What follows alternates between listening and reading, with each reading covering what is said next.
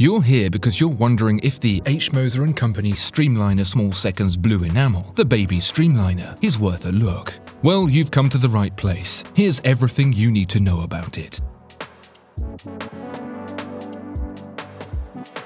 The Streamliner collection was introduced in 2020 because who even were you if you didn't have a watch whose bracelet blended into the case? As the name suggests, its smooth lines and fluid curves were inspired by the Art Deco era of aerodynamic intent and also a snake-wearing armor.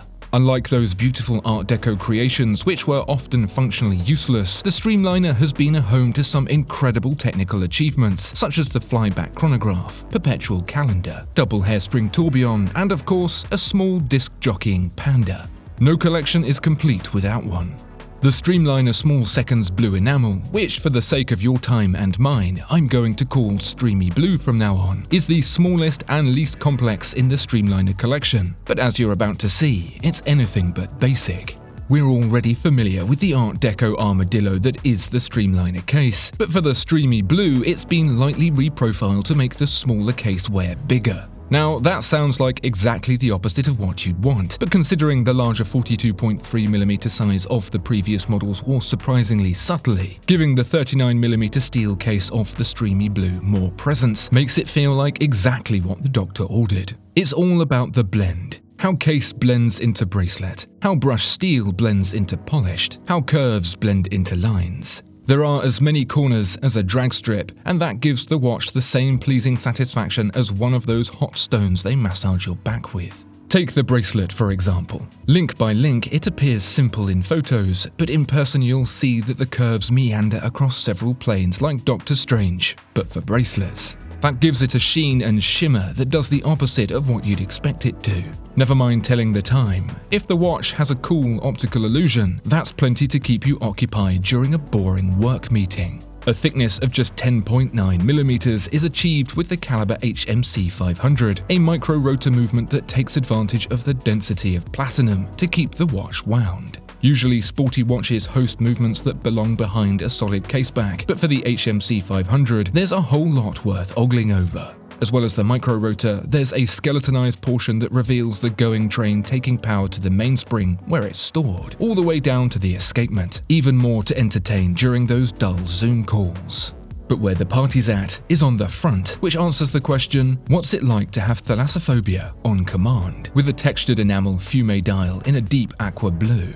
Not only is it reminiscent of those terrifying marine sinkholes that make my skin go cold, it also packs in enough technical achievement to rival a Formula 1 team.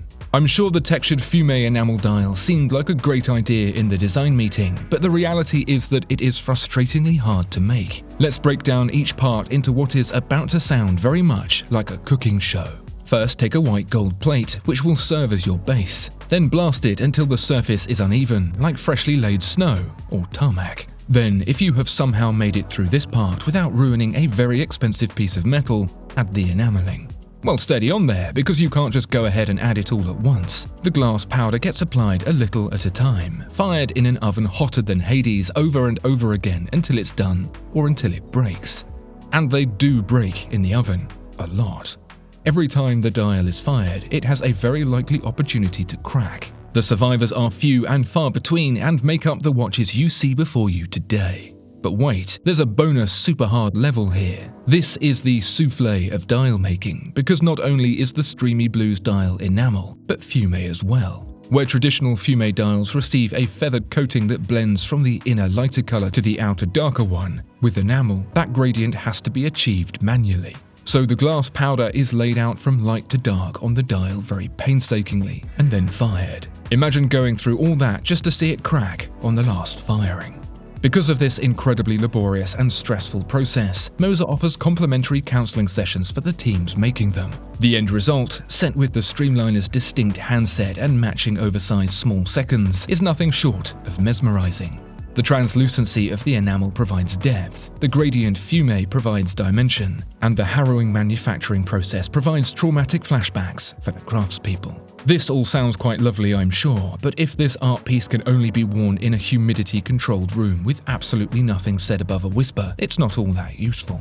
Except with this being a Streamliner, it can indeed be worn in anger. It's got 120 meters of water resistance and will run without a wind for 74 hours, which means you can go a full weekend playing video games without getting out of your pajamas, and it'll be ready to go come Monday morning. The Streamy Blue may indeed be the Streamliner's smallest and least complex edition, but H. Moser & Company has still found a way to pack it full of watchmaking goodness. From the beguiling caliber HMC 500 to the striking textured fume enamel dial, the Streamy Blue is no less distressing for the watchmakers than any other Streamliner. And really, it begs the question, why wear something boring when you could be wearing this instead?